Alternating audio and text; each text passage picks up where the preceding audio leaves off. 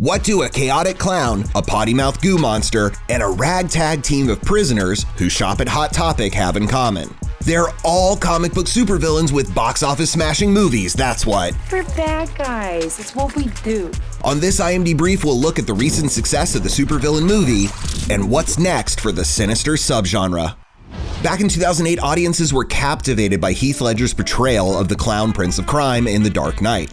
Though this film was about Batman, the villain stole the show and left fans wanting more. Let's put a smile on that face. And in 2016, that's just what Warner Brothers tried to do by releasing Suicide Squad, a supervillain showcase featuring, you guessed it, the Joker.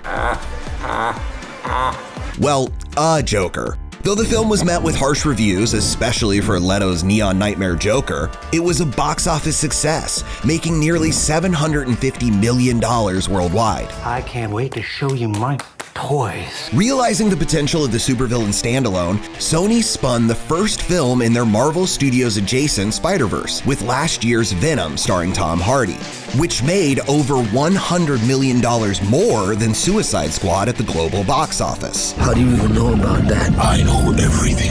You do? This year, Warner Brothers returned to their comic clown cash cow by releasing Joker, which became the highest October opening of all time, beating out the previous October opening champion, Venom. Like a bird in the wind.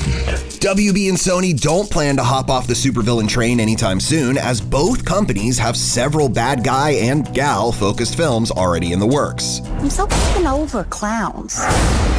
Warner is doubling down on the Joker's former sidekick Harley Quinn with 2 films. The first, 2020's Birds of Prey and the fantabulous emancipation of one Harley Quinn, which features Margot Robbie's Harley in head-to-head battle with Gotham City supervillain Black Mask, played by Ewan McGregor.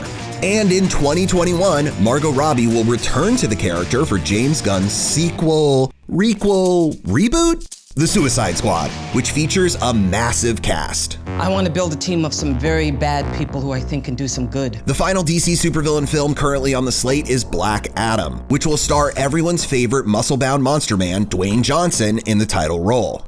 Black Adam is the arch-enemy of Shazam, who was played earlier this year by Zachary Levi. Levi will be returning to the role in Shazam 2. Oh, hey, what's up? I'm a superhero.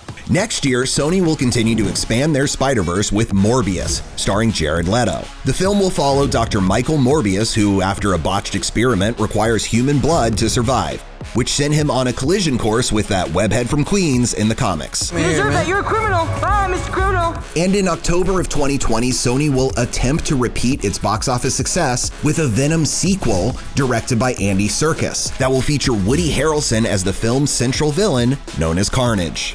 When I get out of here, and I will, there's gonna be carnage. This new model of supervillain standalones is one way that Sony and Warner Brothers seem to be differentiating themselves from Marvel, as the MCU's slate is currently supervillain free. Though that could always change. Here's looking at you, Dr. Doom. Come and get it. For more supervillain stories, stay glued to imdb.com/imdbrief.